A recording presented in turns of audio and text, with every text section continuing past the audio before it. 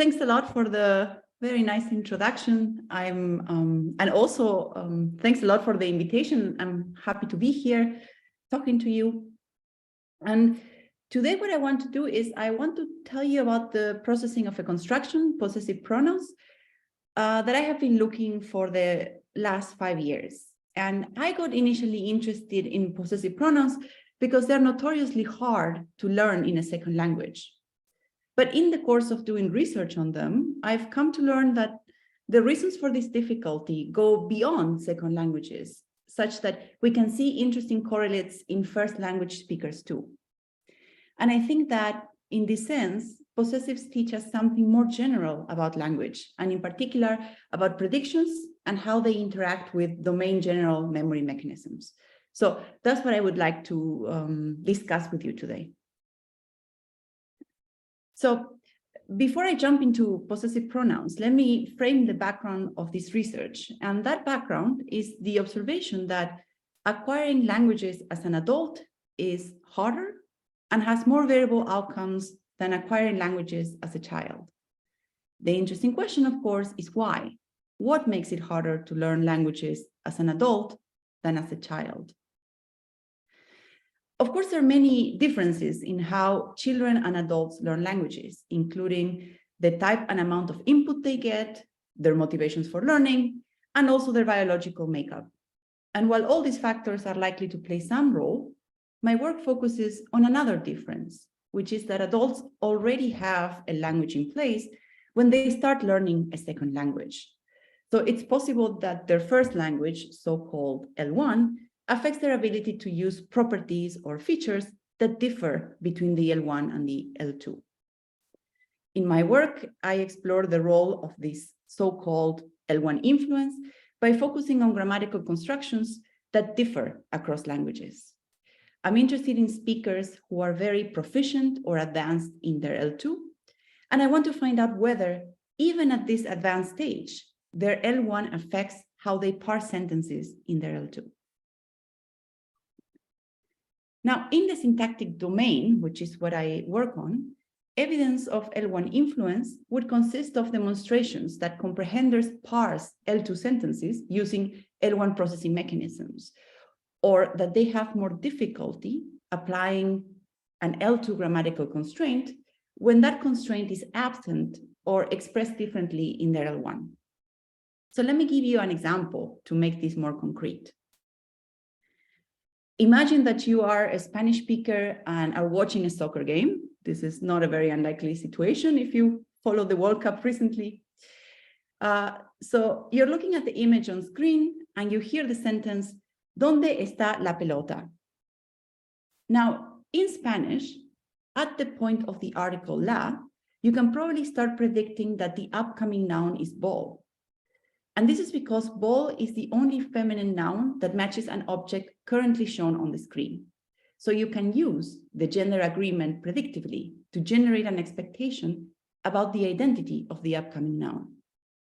If you're now an L2 learner, the question is whether you can do this type of predictions more quickly or more efficiently if your native language also has gender agreement. So in the experiments that I'll present today, I'm going to focus on the gender predictions triggered by possessive pronouns, and I will ask whether this type of gender predictions shows evidence of L1 influence in the processing of German as an L2. So this is how I've structured the rest of the talk. First, I will give you some background on possessive pronouns, including how they work in the 3 languages that were relevant for my experiments: Spanish, English, and German. In section 2, I'll present eye-tracking work that looked at the processing of possessives in Spanish and English learners of German. In section 3, I'll tell you what we find out when we now test German native speakers on the same experiment. And one thing, actually, I just realized I forgot to ask you, how would you like to do for questions? How do you normally do it? Do you want to ask in between, or is it at the end? How does it work? I guess if people have clarification questions that they just blurted out, if it's content question, I suggest hold it till the end. Shall I do it that way? All right. Yeah, that sounds great. And just one thing for the people on Zoom, I have to be honest, I cannot see simultaneously the slides and your faces. So if you have a question, just talk, like unmute yourselves and talk, because you might be raising your hand for a long time before I see you. So feel free to just unmute yourselves and say whatever is on, you want to ask. Sounds good? Okay. So let me start then with possessive pronouns. So with regard to possessive pronouns, these are forms like sein or ihr in German, his or her in English, and me and su in Spanish. Possessive pronouns are interesting to study because the direction of their agreement constraints varies across languages. So, for example, and focusing now on gender agreement, English possessives have so-called retrospective or backward-looking agreement. They only need to agree in gender with their antecedent noun. If the antecedent is feminine, the possessive form is her, but if the antecedent is masculine, the possessive would be his. And this is a pattern, by the way, that we see not only in English, but in many of the world languages. So, for example, many varieties of Arabic and also written Mandarin Chinese. By contrast, Spanish and many Romance languages, possessives only mark gender agreement with the following noun. The morphological marker, I should say, has been lost in the third person, su, but agreement is marked in the other grammatical persons. So, for example, Spanish speakers say, vimos a nuestro hermano, but nuestra hermana. Yeah. And finally, you have languages like German, where possessive pronouns encode agreement in both directions. So, possessor agreement is marked by the stem of the pronoun. For example, if the antecedent is Miss Wagner, the stem of the pronoun is ia. But if the possessor were masculine, the stem would change. And in addition, the suffix of the pronoun marks possessee agreement. In the sentence on the slide, the suffix is en for a masculine possessee, but it would differ for a feminine noun, for example, sister. Does this make sense so far? Just let me know, because I know, yeah, there's a lot of directions, but basically the idea is English marks it one way, backwards, Spanish and other Romance languages mark it one way, forwards, and German does both. So the reason I got interested in possessive pronouns is that they are notoriously difficult to learn in a foreign language. When I started the project, not much was known about the comprehension of possessive pronouns, but there was already data regarding their production, meaning how people use possessive pronouns in speech. And specifically, it was reported that Romance speakers often make gender errors when producing possessives in English as an L2. For example, the developmental trajectory of these errors is documented in 13-year-old adolescents whose L1 was French. So these were kids who were living in Montreal, and they were learning English as a second language in a classroom setting.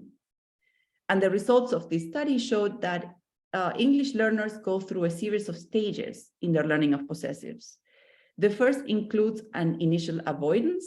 So, for example, they would just use the definite determiner. They would say the arm or the leg or the stomach instead of the pronoun. And that stage is then followed by a second stage in which they just seem to choose one form, for example, his, and they use it in all possible contexts. But the most interesting stage is the one that I'm showing you here in red. What you see is that in this stage, learners make errors, but that these errors are selective. So, for example, they will say something like, the girl fell on her bicycle, she looked his father and cried. So the first use of the pronoun is good, her bicycle, but then she says, his, sorry, this was a female speaker, she looks his father and cried. Okay. So when we zoom in on the errors, they seem to specifically occur in environments in which the possessor and the possessee noun match in gender, sorry, mismatch in gender. So in these configurations, the French speakers seem to be making the possessive agree with the following noun, as would be grammatical in French, instead with the possessor noun, as is required by English. And this suggests that they are incorrectly transferring their French syntax to English consistent with L1 influence. Now, if the same L1 influence occurs in comprehension, then we would expect learners to show processing effects in the same type of environments that elicit errors in production. So our question was, is this the case? Do we also see L1 influence in comprehension? And second, does this happen in German? So German is interesting because it differs from English in that German possessives encode not one, but two agreement dependencies, like we just said. And this may render possessives harder to process in German, and thus even more likely to elicit difficulties in L2 speakers. Okay, so this is the first part. And in the second part, I'll tell you about the comprehension experiments that we did in Spanish and English learners of German. Let me just ask, in case I missed someone, are there any questions up to now or any clarification questions? Not here. I don't see anything in the chat either, so okay. I assume that you're now intimately familiar with German possessive pronouns. Okay, so I'll describe the actual experiment in a minute, but first let me describe our participants so you get an idea of the type of learners that we tested. So we had one group that had Spanish as their first language, and the other group had English as their first language. The two groups were matched in a range of factors that are known to affect L2 acquisition. So for example, we make sure that the learners had different proficiency in German, and also that they had started acquiring it at a similar time. And we also made sure that participants knew the grammatical constraints of German possessives, and also that they knew the gender of the nouns used in the experiment, of course. We studied the comprehension of possessives using an eye tracking paradigm called visual world eye tracking, which I know many of you use in your own research, but just to briefly describe it, in the visual world, comprehenders view objects on a screen while they hear a sentence, and we record their eye movements and use those eye movements to make inferences about the mental processes triggered by the sentence. So in our task, when L2 speakers came to the lab, we introduced them to two characters, Sarah and Martin. We told them, look, these are Sarah and Martin, they are roommates and they live together in a very messy house. And now their parents are going to visit, and very soon. So they need to clean their house. Can you help them find their belongings? During the experimental trials, participants saw two objects on screen while they heard an instruction like click on his or her button. And we'll talk more about the instruction later. But what's important is that the possessive and the adjective in the instruction were gender marked, which allowed participants to predict the upcoming noun. In this case, the button. So we diagnosed the existence of predictions by measuring whether participants show a preference for the button over a competitor object before they heard the noun button in the instruction. The competitor object, in this case the bottle, always had the same color than the target, but a different gender. Therefore, any advantage of the target over the competitor prior to the noun should reflect the predictive use of gender information, right? Because gender is the only thing, well, the main thing that differs between the two objects. They're the same color, but only one has the gender that matches the possessive and the adjective. Our critical sentences were presented in one of two conditions. In the match condition, the target noun and the antecedent of the possessive had the same gender. So for example, click auf seinen Knopf. So the button is masculine in German and the antecedent was Martin. In the mismatch condition, the antecedent and the target noun mismatched. So the same target noun button, but now the antecedent is female. Now, maybe you're wondering, why would you want to compare these two conditions? And the answer is that if you recall, Roman speakers seem to make more errors in their speech when the antecedent and the target noun mismatch in gender, consistent with the transfer of an L1 rule. So if the same L1 rule is transferred to comprehension, Spanish speakers may wrongly use the stem of the pronoun to predict the upcoming noun. If so, the predictions should be facilitated in the match condition, where the gender of the antecedent and the target object align. By contrast, if Spanish speakers use the stem of the pronoun to predict in the mismatch condition, now they will predict the wrong object, the bottle, which should delay their looks to the correct target object, the button. And crucially, this is important, we expect this match effect to happen in Spanish speakers, whose L1 agreement rule should mislead them in this specific way. Therefore, if the effect is truly due to the misapplication of an L1 rule, it should affect Spanish, but not English, or Spanish at least to a bigger extent than it should affect English native speakers.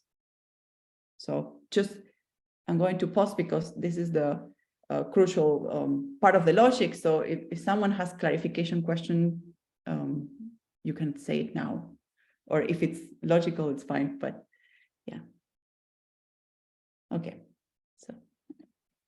so these are the two predictions that we tested. Specifically, we want to know whether predictions arise earlier in the match versus the mismatch condition. And we also want to know whether that effect, that match effect, is stronger in Spanish than English speakers, because we're interested in L1 influence. Okay, so we want to, as I mentioned, we wanted to compare the timing of predictions between conditions. And this is where we kind of hit a roadblock, because we could not find a method that allowed us to statistically compare the onset of prediction effects. So we developed our own bootstrapping method to do this in visual world data. For the purpose of time, I won't go into a lot of details. I'll give you a brief snapshot of the method. And if you're interested in the details, we can, of course, talk about it during the question period. So here's this is how the method works. So here's some hypothetical visual world data. On the x-axis, we have the time passed since the critical word. On the y-axis, we have the percentage of looks to the target object, the button, and to the bottle, the competitor. The fixation curves show that a clear preference for the button emerges across time. And what we want to find out is the earliest point when that preference emerges. And I'll call that earliest point the onset of the predictive effect. For this, we first test for a difference between the two curves at each time point. Then we find the first point with a significant difference, which is followed by at least 10 points with a significant difference. And we do this because we want an effect that is sustained, not something like a brief preference that then disappears. We want a first point where people start predicting the noun and that effect remains across time. And we consider this first point a good estimate of the onset of the difference between curves. Finally, we resample the data with replacement and we recalculate the onset again. And we do this 2,000 times, which gives us a distribution of 2,000 onset times. In the results that you'll see next, we used a Bayesian version of the bootstrap, which combines the bootstrap distribution, this distribution of 2,000 times, with our prior assumptions about the effect. And this Bayesian method, because it integrates priors and likelihoods, can estimate a prediction onset and also a temporal uncertainty around this onset, formalized as a 95% credible interval. And because the method is Bayesian, we can compare onset time differences using Bayes factors, which allow estimating the amount of evidence for or against differences between conditions or between groups of speakers. Okay, so let's look at the results. In all the plots you're going to see for the rest of this talk, the fixation patterns are shown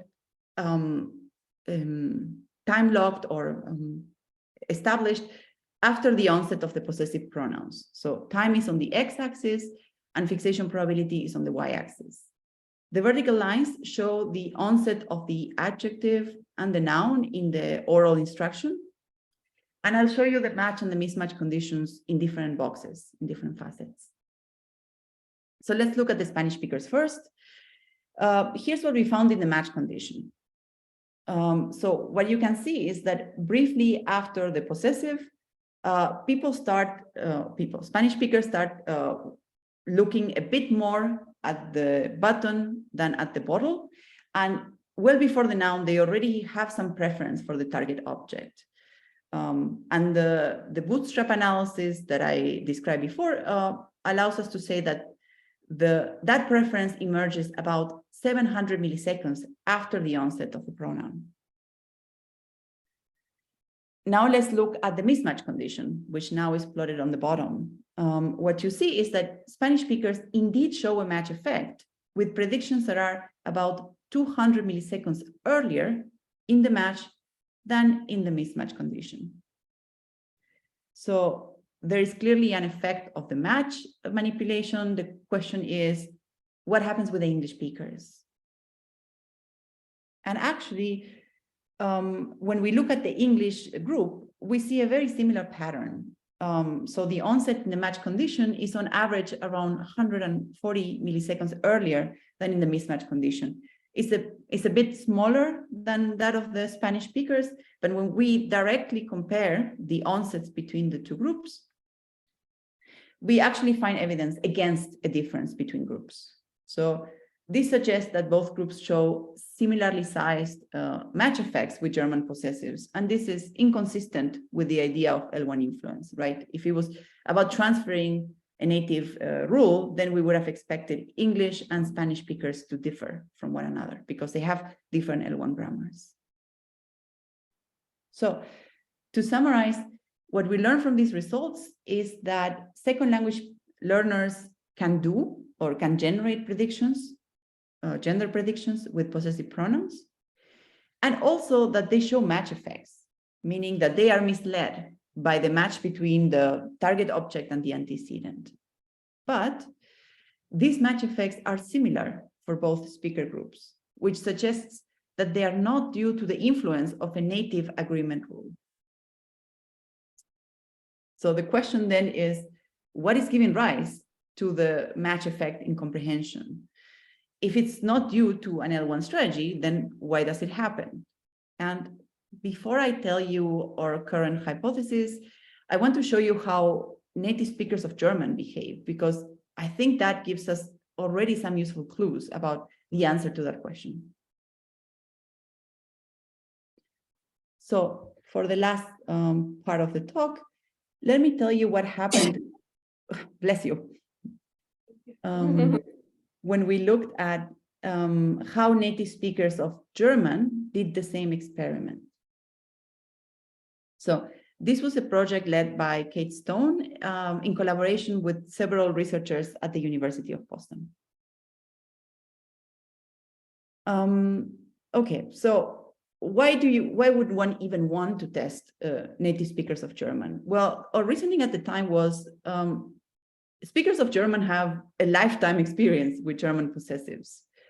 So they're presumably not confused about the direction of the rule, right? They probably know very clearly by now how to distinguish the gender relationship in the pronoun stem versus the suffix. So if German speakers show a match effect in German, then it cannot be due to L1 influence. The procedure was almost identical to what I described before. So we had a visual world eye tracking. I actually don't know why I put that picture on screen. This is not really the eye tracker we used, but it was a very similar eye tracker. It's just that it was portable. So it was not fixed to a table or something like that. And we had 70 speakers of German as our participants. Okay, so let's look at the results. So I'm going to show you again the onsets of the predictive effect together with the credible interval superimposed on the fixation curves. These are the numbers that you see on top of the graphs. And I'm showing you the match condition for now. And what you can see is that shortly after hearing the possessive pronoun, German speakers look preferentially to the target object, suggesting that they predict the target noun, right? So I don't know if you can see my cursor. Can you see my cursor if I move it on the screen? Yes. Okay. Yes. So this is where they actually hear the target noun in the instruction. And what you can see is that they're looking at it well before they actually hear it, consistent with gender predictions. Okay, let me now show you, this is the match condition. So let's now look at the mismatch condition. This is the mismatch condition. Again, I think you can see that there's clearly prediction effects, but more interestingly, predictions seem to start earlier in the match condition, which is where the genders of the antecedent and the target noun align. So the onset of predictions in the match condition is about 400 milliseconds after the possessive onset. In the mismatch, that onset gets shifted later, so about 700 milliseconds after the possessive onset. And we can test if this onset difference is reliable by directly comparing the onset of predictions between conditions. And here you see what is called the posterior distribution of their difference, right? So the range of effect sizes that are predicted given the data and our priors. And that distribution, as you can see, is shifted quite far away from zero, which suggests that the onset and has a mean of about 300 milliseconds, suggesting that the onset in the match condition is on average 300 milliseconds earlier than in the mismatch condition. So this supports the idea that German native speakers show match effects just like the second language learners did. So just to recap, this is what we know so far.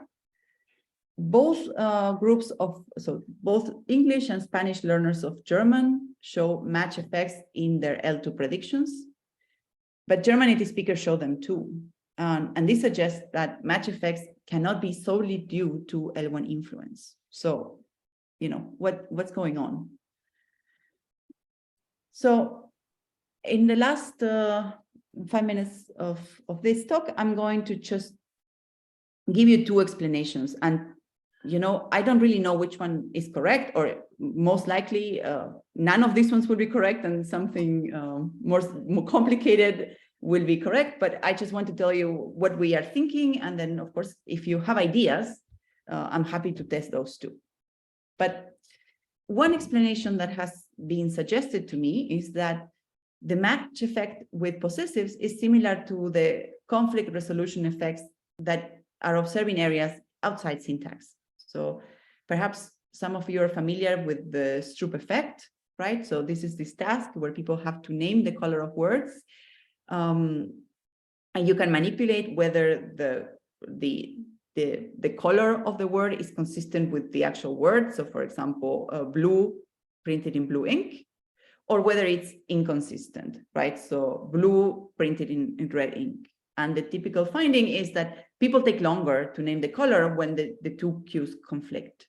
Now, what may be happening is that in language, so meaning in sentence processing, of course, the words are also language, but in sentence processing, like in the case of our possessives, what people are doing is like they're struggling to figure out, you know, which is the cue that is relevant for the prediction and which is the cue that is needed for the retrieval, so for assigning a reference to the pronoun. Or it might be that when the two cues conflict, they are having problems suppressing the cue in the stem, so the yellow cue. In that way, you could think that this kind of behavior, you know, arbitrating between these two cues and assigning each their role in the syntax is similar to a Stroop effect, or it's due to problems in cognitive control. If that's the case, I guess there's a couple of ways you could test it. I mean, one option would be to see whether people who score badly on cognitive control or who score worse in cognitive control also suck at resolving possessive pronouns online in our eye tracking task. So the idea would be, okay, maybe bring people to the lab, make them do a Stroop task, for example, get a measure of the cognitive control skills, and then see whether that can explain variability in which participants do the possessive task better than others, or which ones show the stronger match effects. This is something that we are working on right now, but we don't have results yet, so I cannot really tell you if that's the case. The second explanation is a different mechanism, which is in line with the principles of the ACTAR model of retrieval, which is a model of how people retrieve information from memory. I don't know if you're familiar with that model, but I can explain it in the next slides, and you're very welcome to ask questions. ACTAR is a model that is quite used in L1 processing, so people working on native language processing.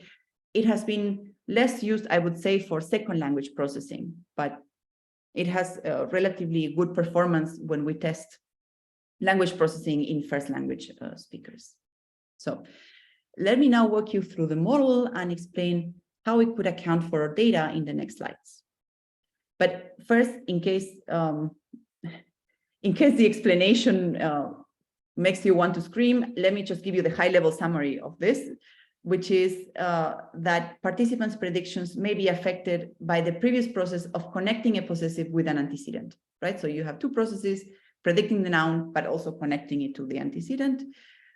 It might be that these two processes interfere with each other.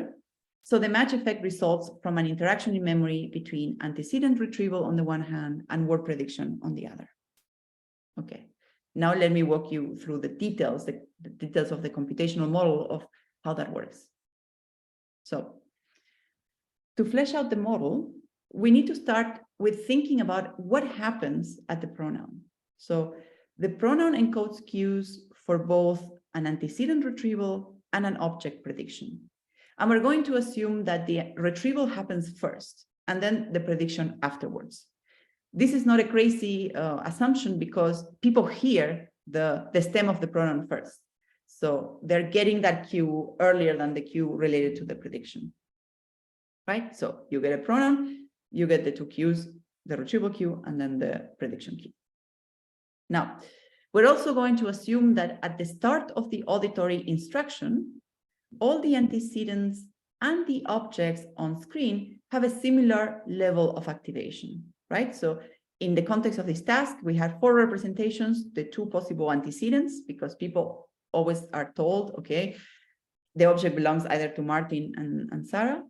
And they also have mental representations of the objects that they're seeing on the screen, right? And let's just assume that at the beginning of the trial, before they hear anything, these representations are equally active in their minds. And this is what is shown with the orange and the blue bars, right? So their activation levels are similar. In the match condition, when the possessive stem, in this case, sign, is heard, people can use its cues to retrieve an antecedent from working memory. Now, because of the task context, because people know that the antecedent, how to say this? So I'm explaining this, but I just realized. So if you know German, you know that actually there's not 2 genders, there's 3. There's masculine, feminine, and there's also neuter. And sign, in the absence of a context, could also mean neuter. But in this context, people know that it's only Martin or Sarah, so there's no neutral option. So because of that, I'm going to assume that sign is a cue that tells them, find me something masculine, right? So Martin matches, and also find me something animate, right? Because they're told that the 2 possible owners of the object are Martin and Sarah, and they're human. I mean, they are not told that, but you can see it on the slide. You can see it in the images. Okay, so what happens? Now we have a situation where Martin matches both the animate and the masculine cues. So it receives the most activation. Let's say it gets 3 bars. But the button and Sarah also match one of the cues, right? So Sarah matches one cue because it's feminine, animate, sorry, it's animate. And the button matches the masculine cue because button in German has masculine gender. So due to this partial match, both receive some activation. That's why they each get 1 bar. Now the suffix is heard, which prompts the listener to generate a prediction about the upcoming object. Again, in the task context, the suffix gives the cue that the upcoming object will be masculine and inanimate, because people know it has to be one of the two objects. The button is the only object that matches both the cues, so it gets the most activation, right? So it gets 2 bars, it matches both cues, and it already had a bar from the antecedent retrieval step, right? So the output of this is that the button is now much more active than the bottle, and so it is very clearly the target for the prediction. And this translates to earlier predictions in the match condition.